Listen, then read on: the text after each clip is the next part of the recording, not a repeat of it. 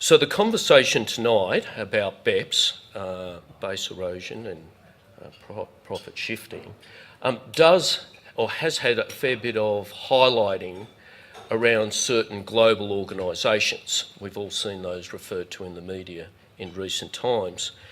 And you do consider what impact that reporting, that media focus has upon their brands. It also takes you to thinking, and in preparing my remarks for tonight, around the topic, is this truly a tax issue that we're going to hear conversations about tonight? And you might say, well, that sounds a little oddly, given that you've got this panel of very fine and experienced tax professionals. Or is it something slightly different? So for me, in a way, the conversation around the BEPS feels like a little bit of the outcome so far around how business has globalised, how business has been significantly affected by the rapid development in technology, and in a way how competition, albeit at this time competition in a tax sense, exists in many forms, but particularly at country level. So for me, when I think about international competition, and let's move away again from tax for just a minute, you are drawn to, for example, global sports. So what do we see with global sports? You see countries using all of their endeavours in different ways to attract the key and emerging talent for that sport. And so you see players of different styles, coaches, team managers, all moving between countries in a manner which is they're being attracted by different forces. So what I see here tonight is a great conversation, a really good conversation around BEPS. But I also see a higher issue, which is around this international competition and how that may get explored by the panel as well.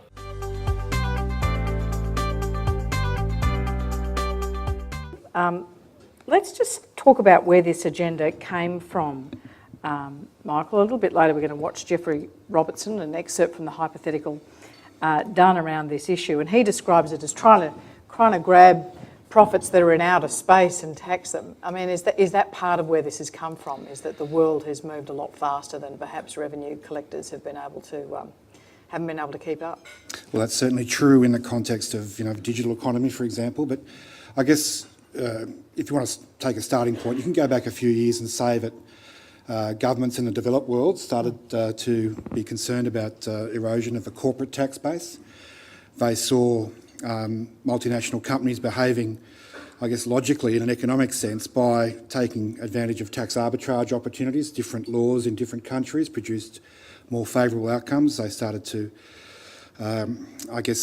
plan around tax treaties and to start taking advantage of, quite frankly, opportunities. Some countries provide tax incentives which make doing business in that country more favourable, and countries naturally compete on tax rates. So it was perceived that something had to be done, and so the OECD was entrusted with a project by the G7, G20, and now we have a very large team of talented people in the OECD, supported by tax officials and treasury officials from around the world, working very hard on what's called a 15-point action plan, which will deliver, according to a very ambitious timetable, recommendations on a whole range of issues to do with international tax.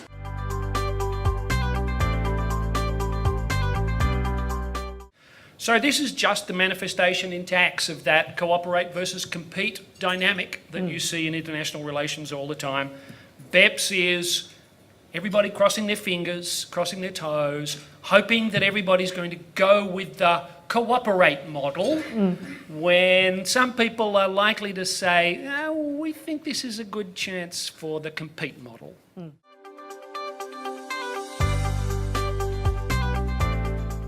Australia's got a pretty good one. So I think in this case, Australia needs to be part of the game, because I think when there are these stories of a bunch of high-profile multinational. There's stories that they're actually not paying any tax, well, very little tax anywhere in the world. Taxpayers in Australia and a lot of other countries saying, well, hang on, that's not fair. And if taxpayers in Australia don't think it's fair, potentially could erode our voluntary compliance, which is very high. And it's a big deal for us. Australia needs to be part of it. Corporate tax matters for us more than other countries because we collect so much more than any other country relative to our tax base or overall tax collection. So it's a big deal for us. We can't let it wander out the door. It's important for the overall voluntary compliance for our system.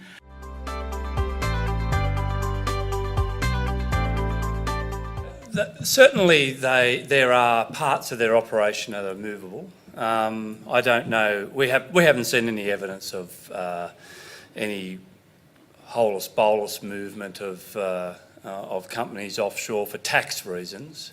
The notable cases that I'm aware of were for non-tax reasons. But certainly there is an issue in that there is a movement of some of the IP, some of the movable services and so forth out of Australia. So that's the base erosion part when it comes to large corporations. And that's something that the ATO is concerned about, and we're taking some action on. So, for example, if you're a energy and resources company now in some parts of Australia, if you work for them and you want a new pair of safety boots, you go onto the company's computer system and you ask them, please send me a new pair of work boots to my work site. That order goes to Singapore, and the boots are sent from Singapore to you.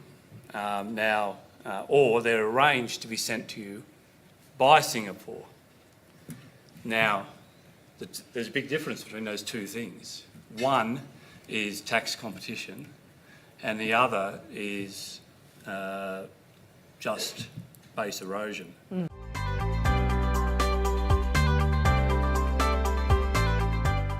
And I think all of the MNC community broadly really sees this as an opportunity through the OECD to modernise those.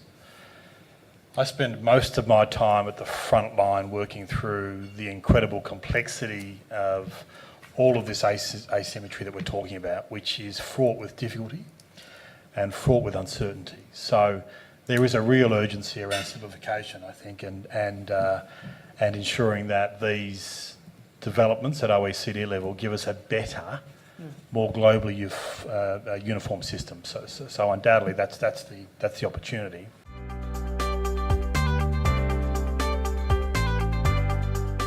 It's very difficult to give it a definition, and it usually only lands as to whether it's aggressive or whether it's in fact transfer pricing after there is a lot of examination of the facts, and that's a very difficult issue, and that can take a very long time during a risk review.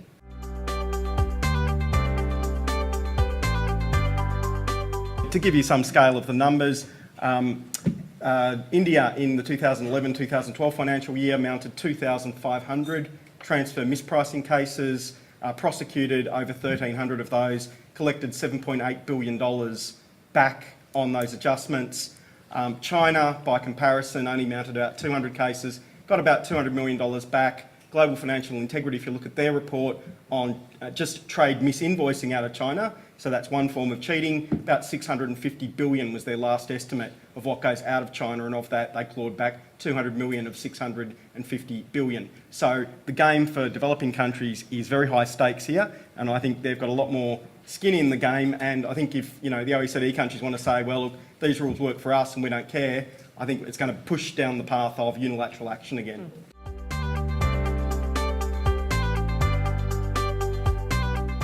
I opened the evening by talking about our new brand for Chartered Accountants Australia and New Zealand.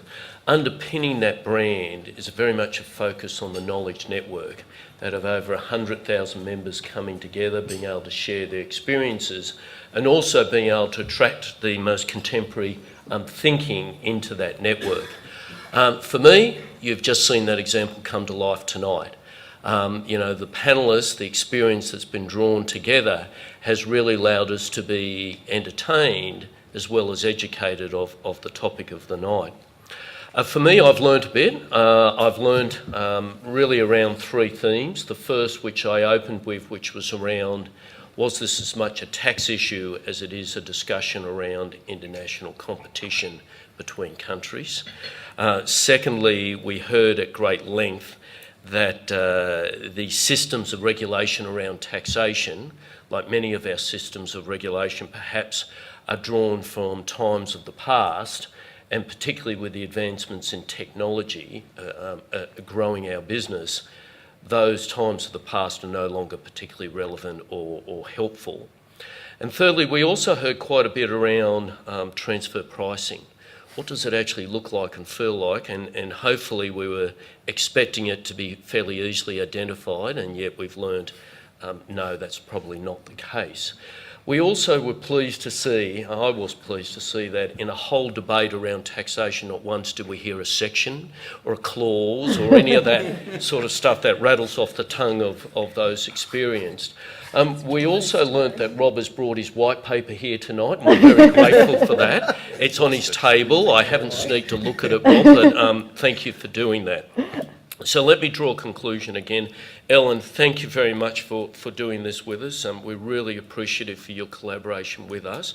I do feel perhaps there is a new career growing for you in the space of taxation. You're rattling it off as though you're just an old hand, so I look forward to seeing that grow into that area. But particularly to our panellists, I should say firstly to Michael, thank you very much for setting that context. Hearing up front where the quick wins might be, where perhaps the obstacles are as well. So again, you've done us tremendously well, Michael. Thank you. And to each of our panellists, thank you for your knowledge. Thank you for your experience. Thank you also for the good humour in which you delivered it. And can I ask everyone to express a round of applause? Thank you.